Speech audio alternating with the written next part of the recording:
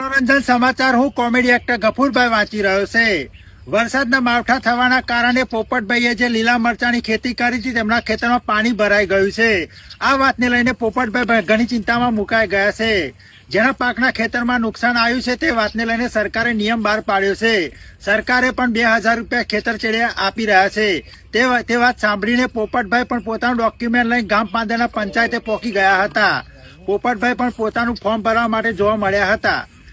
જેના જીવજંતુઓના દરોમાં પાણી ભરાઈ ગયું હતું તે વાતને લઈને મકોડાભાઈએ અવાજ ઉઠાવતા કીધું હતું, ગામના સરપંચને કીધું હતું કે તમે બધાને આવાસના ઘરો બંધાયેલો છો તો અમારા જેના જીવજંતુએ શું ગુનો કરશે અમને પણ એક સારામાંનું મકાન બનાવો તો અમે અમારા પરિવાર સાથે સુરક્ષિત રહી શકીએ એમ છે। મચ્છરને પકડવા માટે તાર ફેન્સિંગ કરી હતી તે વાતને લઈને વરસાદ પડવાથી તમામ કરોડિયાની તાર ફેન્સિંગ તૂટી ગઈ છે। મચ્છરો બધા લોકડાઉનમાંથી છૂટા પડી ગયા છે।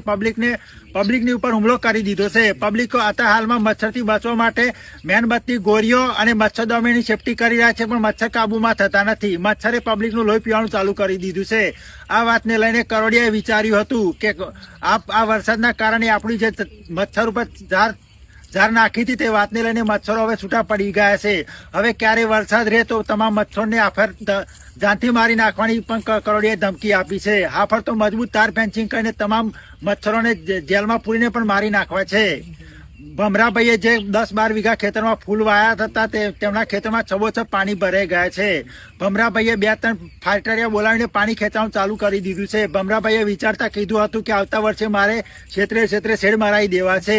આ વાતને લઈને ભમરાભાઈ ઘણી બધી ચિંતામાં મુકાઈ ગયા છે। તેમના બધા ફૂલો બગડી ગયા છે।